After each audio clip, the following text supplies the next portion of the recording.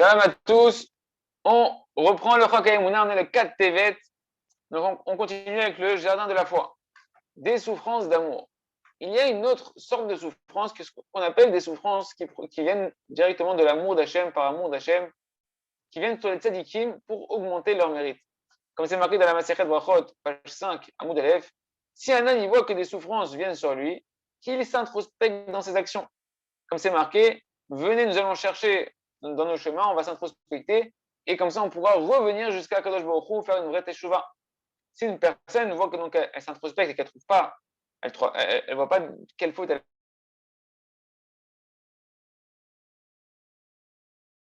a étudié de la Torah, qu'elle aurait pu étudier, qu'elle n'a pas étudié, comme c'est marqué dans le verset, heureux l'homme qu'Hachem met à l'épreuve et qui de ça apprend à étudier la Torah. Et si maintenant il a essayé de voir s'il ne manque pas des moments dans sa journée où il n'a pas étudié, qu'il aurait pu étudier et qu'il n'a rien trouvé, il voit que non, il étudie comme il faut tout le temps, qu'il sache alors que les souffrances qu'il a, eh ben, ce sont des souffrances d'amour d'Akadosh Baruch Hu, comme c'est marqué, celui qu'Akadosh Baruch Hu aime et affectionne, eh ben, il le réprimande. L'explication c'est quoi? C'est-à-dire qu'en réalité, Akadosh Baruch Hu, des fois, il veut augmenter au tzaddik ses récompenses dans ce monde-là, pour le monde futur. Alors il lui envoie des souffrances par amour. Et donc, le tzaddik, non seulement il aura la récompense pour les souffrances en elles-mêmes qui est divin d'Akadosh Baruch Hu, qui sert Hachem dans les souffrances. Et en réalité, ça, c'est un grand niveau, c'est quelque chose qui a une énorme valeur pour Akadosh Baruch Hu et pour les tzaddikim qui désirent servir Akadosh Baruch Hu le maximum possible. Et automatiquement, donc, ce sont des souffrances que le tzaddik, il peut, dès qu'il le désire, retirer. Vu que ce pas des souffrances qui sont là à cause de ses fautes, mais comme elles sont venues que pour augmenter son mérite, le tzaddik, il peut en un seul instant dire à Kadosh Baruch Hu, je veux ni de ces souffrances, ni de leurs récompenses, et à ce moment-là, les souffrances, elles s'en iront immédiatement. Je vous rassure, on n'est pas de ce niveau-là, ça ne nous concerne pas tellement, vu qu'on a forcément, nous, déjà beaucoup d'avérotes à nettoyer, traits de caractère, mauvais désir, des fautes au sens propre, et beaucoup à réparer du Bitul Torah, des moments où on aurait pu étudier et où on n'a pas étudié.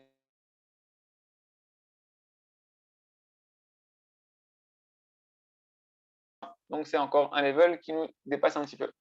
On continue avec le jardin des louanges.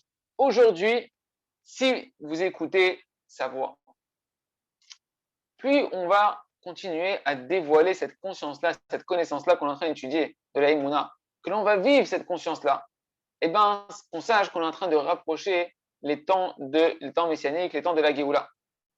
Et maintenant, on peut comprendre ce qui est marqué dans la Gemara, dans le traité Sanhedrin, page 98, c'est marqué que Rabbi Yoshua ben Levi, il a posé la question au Mashiach Tzidkenu. Il lui a dit, dis-moi Mashiach, quand est-ce que tu viens? Et il lui a dit, aujourd'hui. Et donc, lorsque Rabbi Yoshua ben Levi a tenu toute la journée et qu'il a vu que le Mashiach n'est toujours pas venu, alors Eliyahu lui a expliqué à Rabbi Yoshua quelle était l'intention du Mashiach lorsqu'il a dit que je viens aujourd'hui. Il lui a dit, ça fait référence au verset qui dit, aujourd'hui, si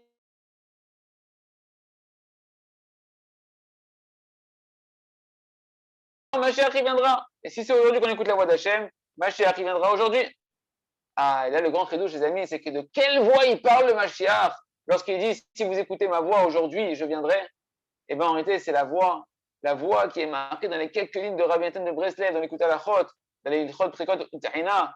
Là-bas, c'est quelques lignes qu'il faut, que tout ce livre-là de Jardin des Louanges et tous les livres sur le remerciement, ils sont basés sur ces quelques lignes de Rabbi Nathan dans l'écoute à la Chot, que c'est interdit d'oublier ces lignes-là, il faut les connaître par cœur et on va les redire encore une fois, et vous allez comprendre que c'est ces mots-là que ma chère, il a dit quand on écoutera cette voix-là, quand on accomplira cette voix-là que je pourrai me dévoiler. Quels sont les mots de Rabbi Nathan?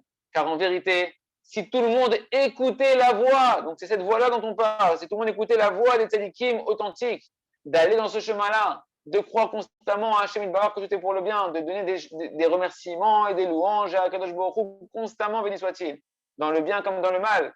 Comme c'est marqué, David Amelach a dit, je louerai Hachem dans les bons événements et je louerai Hachem dans les événements qui sont plus difficiles. Tous les exils totalement et qu'on aurait déjà la Géoula Shlema, la délivrance totale. Donc en réalité, la voix que l'on doit écouter, cette voix que Mashiach il a dit, si aujourd'hui vous écoutez sa voix, alors je peux me dévoiler, c'est la voix des tzadikim qui est marquée dans les paroles de Rabbi Nathan. Ces tzadikim qui nous font savoir à tous, écoutez, il n'y a pas de mal dans le monde, tout est pour le bien. Dites merci à Kadosh Baruch Hu, et il faut que tout est pour le bien, et vous verrez comment tout va se transformer pour le bien véritablement. Un exemple de cela, le Rav me raconte de sa propre vie. Il y a quelques années, il y a de nombreuses années, je suis rentré, me dit le Rav, dans des grandes dettes, très grandes dettes. Et par le mérite de ces dettes-là, j'ai pu écrire le livre Gana Osher, le fameux qui vient de sortir en français, Le Jardin de la Richesse. Et grâce à ce livre-là,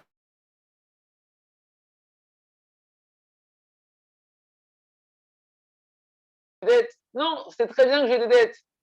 C'est ça qu'on dit, il n'y a pas de mal dans le monde. Cependant, il dit à l'époque où j'ai écrit ce livre-là et où j'ai eu cette dette-là, je n'avais pas la conscience d'Hachem aussi grande que j'ai aujourd'hui. Et donc, quand je faisais mon heure des doutes sur mes dettes, eh ben, je consacrais l'essentiellement de mon heure, je me consacrais à demander à Kadosh Baruch Hu, maître du monde, fais-moi savoir la faute pour laquelle je suis devenu un endetté. Mais si j'avais la conscience que j'ai aujourd'hui, alors pendant une heure, j'aurais fait que de remercier Hachem que je suis endetté. Et seulement à la fin de mon heure, j'aurais dit à Kadosh Baruch Hu, Hachem, fais-moi voir quelle est ma faute. Et immédiatement, j'aurais pu comprendre quelle était ma faute et faire tes choix dessus. Car lorsqu'un homme s'allonge dans les remerciements, alors en un seul instant, en quelques secondes, il peut comprendre, mamash, sur quoi il doit faire tes choix. Il n'a pas besoin de rester longtemps à demander à Kadosh Baruch Hu quelle est ma faute.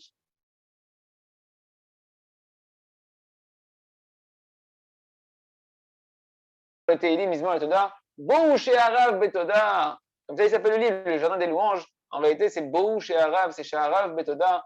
Venez à ces portes à Kadosh Baruch Hu avec le remerciement. On dit le Zohar, le remerciement, c'est la clé qui ouvre toutes les portes. Donc, si tu ne sais pas quelle est la faute, remercie, remercie, remercie, tu verras que ça va t'ouvrir toutes les portes de la compréhension. Et qu'en un instant, après, tu pourras déceler quelle est la faute, quelle est la source de ta souffrance. On continue avec à travers champs et forêts pour faire notre travail de Bolédo aujourd'hui, merci Hachem. Donc, on était dans la fameuse conte du fils du roi et du fils de la servante qui ont été échangés. Et donc, le me dit que l'essentiel de pourquoi on a amené ce conte-là, cette partie du conte, c'était pour nous décrire essentiellement comment les deux enfants ont eu des pensées de Teshuvah qui se sont mis à germer dans leur esprit. Au moment où les deux se sont mis à se reposer, à se détendre un petit peu, à sortir un petit peu de leur stress quotidien, et bien, ils ont commencé à avoir des pensées de regret. De là, on apprend quelque chose d'extraordinaire. Dès qu'un homme il se laisse un petit peu s'allonger, j'ai entendu qu'il se détache, pose un petit peu de tranquillité, et ben immédiatement, Hachem il a fait que le cœur d'un homme, lorsqu'il est posé, et ben toutes les mauvaises choses qu'il a fait remontent à l'intérieur de lui et il commence à déceler à l'intérieur de lui les mauvaises actions qu'il doit corriger. Et donc, ça lui permet de revenir B'tchouva, de pouvoir se repentir sur ses fautes. Tout homme, il peut concrètement sentir ça à l'intérieur de lui. Dès qu'on sort en voyage en dehors de la ville et qu'on laisse un petit peu nos soucis derrière, qu'on sort un peu du tracas quotidien dans lequel on est mis constamment et qu'on se calme un petit peu, et ben on voit qu'immédiatement, on commence à avoir des réflexions sur la vie. On commence à déceler des sujets qui étaient cachés à nos yeux jusqu'à présent par le cours de la vie et on commence à avoir de nouvelles perspectives sur la manière de penser de la vie. Une bonne définition de l'heure d'Isbo des doutes. C'est un moment de tranquillité, d'apaisement de l'âme. Un moment où on va se poser. Un moment où on sort un peu de la course, du train de la vie. D'accord? Et on se laisse une heure comme le Shabbat.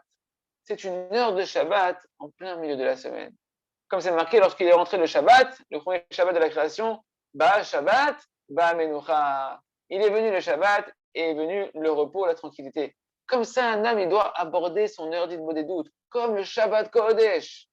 Comme à Shabbat, un homme, il abandonne tous ses soucis. Il arrête de courir à droite et à gauche et il laisse à son âme de la tranquillité. Comme ça, un âme, il doit aborder son Idbo des doutes. Il doit arriver afin de tranquilliser son âme.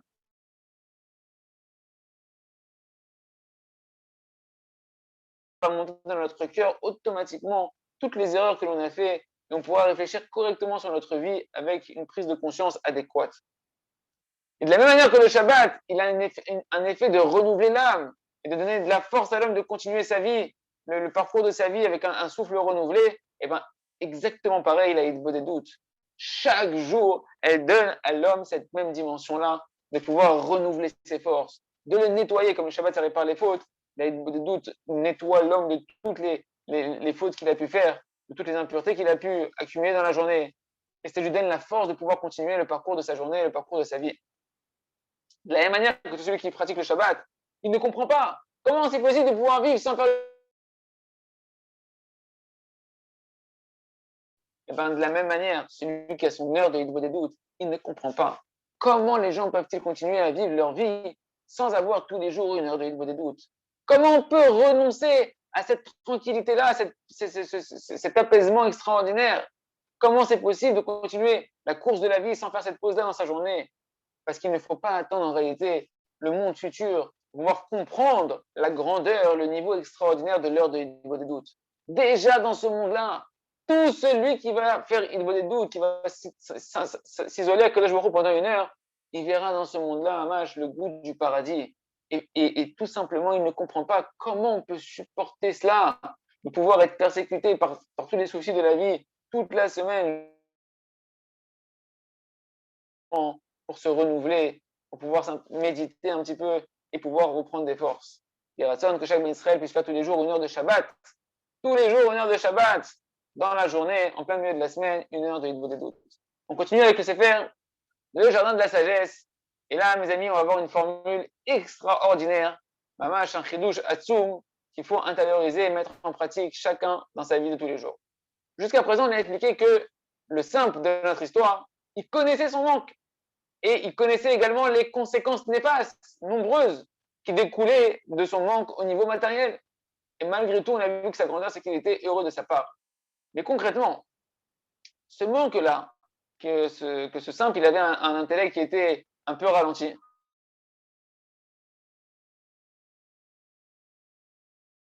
Comprendre comment le Tam, il a pu les accepter avec foi, avec Emouna. Mais ça a entraîné également que tout le monde se mettait à se moquer de lui et à le mépriser. Tout le monde rigolait de lui et se moquait de lui sur son compte. Et ça, mamash, c'est une épreuve très difficile à accepter.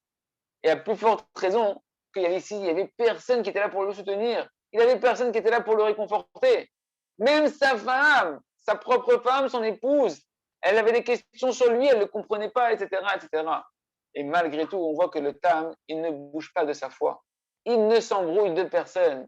Il n'affaiblit en aucun cas sa joie, qui en réalité, sa joie, c'est une conséquence de sa émouna parfaite. Qu'il avait une foi totale, que son manque mieux pour lui. Il était tellement joyeux de ce qu'il était, jusqu'à ce qu'il dansait et qu'il se délectait de sa chaussure qu'il avait fait. Et prenez bien conscience de ça, les amis. C'est quoi le symbole de cette chaussure que Rabbi Nachman de Breslev nous montre dans ce conte-là? Cette chaussure triangulaire, c'est en réalité le rappel pour chacun d'entre nous et pour le Tam dans l'histoire de toute sa réalité qui est remplie de manques. C'est le résultat concret, cette chaussure triangulaire qui est complètement ratée, qu'en fait, sa vie, on pourrait dire qu'elle est ratée, qu'il est remplie de manques. Et non. Bien que cette chaussure, elle représente en réalité qu'il a un intellect qui n'est pas très futé, qu'il n'arrive pas, que c'est quelqu'un qui ne réussit pas dans la vie, que c'est quelqu'un que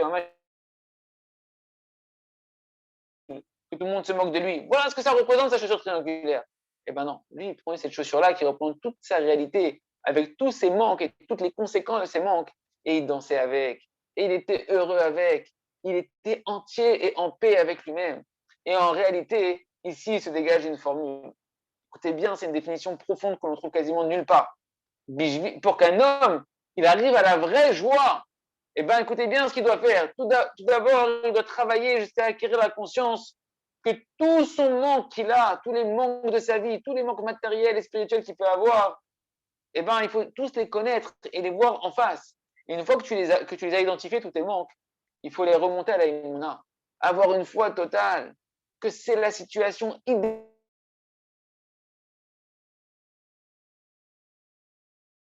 Cache de ses propres manques pour être joyeux. Ou bien s'il fait comme si il n'a aucun manque, il se voile la face, et bien qu'il sache que sa joie ne sera jamais véritable. Parce que sa joie n'est pas basée sur la émouna, mais sa joie, elle est basée sur l'orgueil. Comme s'il était parfait. Il se voile la face, il fait comme s'il est parfait, il se réjouit de son semblant de perfection. C'est pour ça qu'il est heureux. Mais ça, ce n'est pas une véritable simcha. Ce n'est pas une véritable joie. Parce que c'est quoi la joie? La véritable joie, c'est la lumière d'Hachem en lui-même. Et c'est seulement celui qui est humble qui peut voir la lumière d'Hachem briller sur lui. qui peut sentir véritablement ce que c'est le goût de la vraie joie. Et de plus,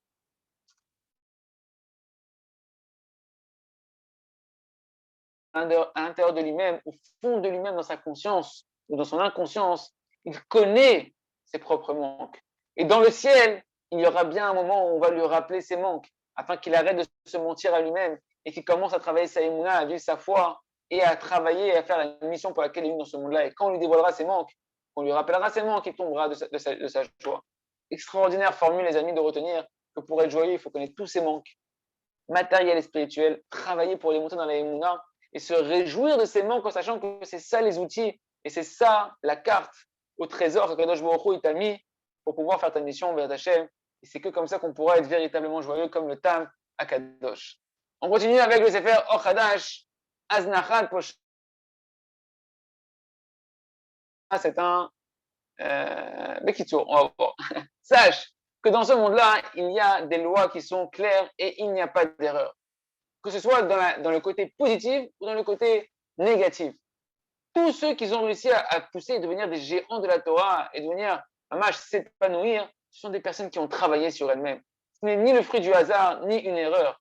Ils ont œuvré avec les lois qu'on a expliquées dans les lignes précédentes. Et ils ont mérité ce qu'ils ont mérité. Et de la même manière, dans l'autre côté, il n'y a pas d'erreur. Tous ceux qui sont tombés, qui ont trébuché et qui sont arrivés là où ils sont arrivés dans la dégringolade, ce n'est pas le fruit du hasard. C'est uniquement parce qu'ils ne travaillent pas véritablement sur eux-mêmes. Et pourquoi? Parce qu'il y a un énorme voile sur cette avoda, ce travail très simple qui est le travail de la volonté.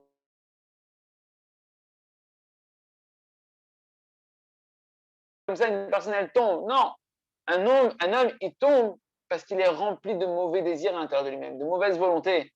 Et il les laisse de côté. Il ne s'en occupe pas, il ne les travaille pas, il ne cherche pas à les réparer. Et un jour, ces mauvaises volontés, elles s'expriment, elles se dévoilent. Et lui, il se pose la question, comment ça m'est arrivé? Comment moi qui ai grandi dans une bonne famille, qui ai reçu une telle bonne éducation, comment j'ai pu arriver à un niveau aussi bas? Pourquoi Hachem m'a fait ça? Qu'est-ce que j'ai fait pour que Hachem me fasse ça? Et en réalité, la Gemara nous dit, tous ces étonnements que l'on a ici, ce sont qu'un grand mensonge. Parce que c'est le mal d'un homme qui va faire qu'il dévie de son chemin. Et après, l'homme, lui, il se met en colère sur la Kadosh Baruch Hu, il dit Shlomo Ameler. C'est pas Hachem qui t'a mis dans le décor. À Kadosh Baruch Hu que Dieu nous en préserve. C'est pas Hachem qui t'a fait ce qui t'est arrivé. C'est toi qui t'es fait ce qui t'est arrivé. Dans le chemin dans lequel un homme il veut aller, on le conduit. Ceux qui ont trébuché et qui sont arrivés là où ils sont arrivés et qui ne se relèvent pas, c'est parce qu'ils ne veulent pas travailler sur eux-mêmes. C'est pourquoi ils ne changent pas. Chacun il a des mauvaises volontés à l'intérieur de lui-même. Ceux qui travaillent, le travail de la volonté, ce sont des personnes qui sont en train d'être en thérapie et de guérir ces problèmes-là. Et ceux qui trébuchent et qui continuent de trébucher, c'est parce qu'ils ne cherchent pas à travailler leur mauvaise volonté. Et donc, un jour, il y a le démon qui est à l'intérieur qui sort de sa petite bouteille et on s'étonne. En réalité, sache qu'il n'y a pas de différence entre toi et entre tous les tzadikim. Même les tzadikim, ils ont un Yetzer Hara, ils avaient un Yetzer Hara, un mauvais penchant. Hachem, il leur est venu en aide et ils ont triomphé de leur mauvais penchant. Pourquoi? Pourquoi Hachem est venu en aide aux tzadikim et qu'ils ont pu surmonter leurs épreuves? La réponse est la même toujours. Parce qu'ils ont désiré surmonter leur Yetzer Hara. Et si tu me dis la question, mais nous, tout le monde, on veut tous réussir. Hein? Alors pourquoi celui qui veut, il trébuche? La réponse, elle est, c'est vrai. Mais eux, ils n'ont pas simplement désiré comme toi. Eux, ils ont fait un travail de la volonté. Ils ont prié et prié et prié. Rappelez-vous, qui c'est qu'on appelle celui qui veut? Celui qui veut véritablement, c'est celui qui consacre tous les jours un temps de travail sur sa volonté pour prier à Kadosh Baruch Hu afin qu'il le sauve des pièges du mauvais penchant qui l'attend, afin qu'Hachem il le purifie et qu'il le conduise dans le chemin des tzadikim. C'est comme ça.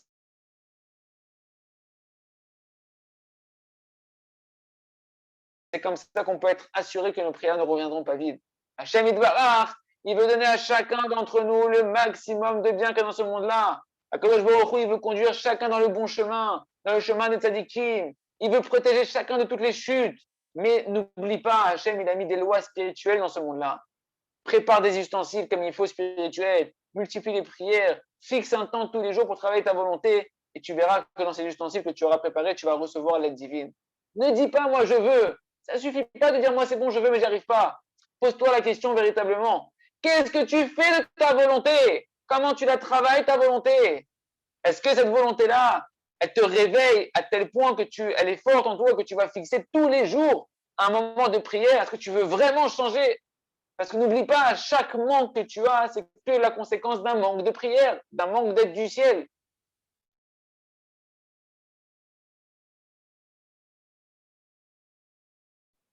Dans quoi tu t'assures? Dans ta propre force à toi? Dans tes capacités à toi?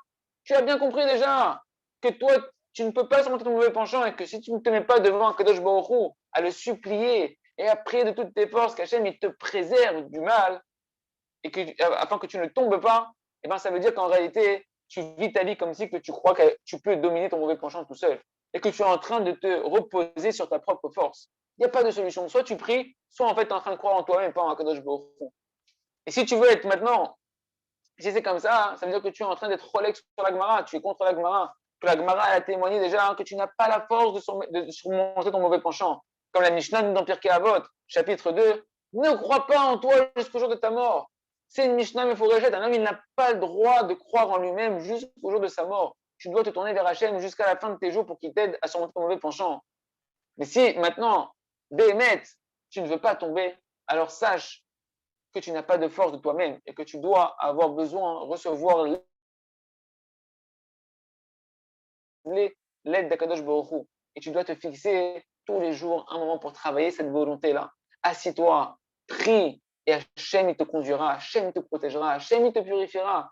Car Akadosh Baruch Hu, il protège les pieds de ses chassidim, les pieds de ces gens, de ces serviteurs qui sont pieux. Et à ce moment-là, toi aussi tu feras partie des serviteurs d'Akadosh Baruch Hu, des chassidim d'Akadosh Baruch Hu. C'est qui les chassidim? Les chassidim, c'est David Ameler. David Ameller, c'est le père des chassidim, et lui était complètement que de la prière, David Ameller. Comme il a dit David Ameller, Ba'ani tefila, et moi je ne suis que prière. C'est pourquoi il demande David Ameller, Shomran nafshi ki hasidani. David Ameller, il dit à sauve mon âme, garde mon âme, parce que je suis un chassid. Soit parmi les chassidim,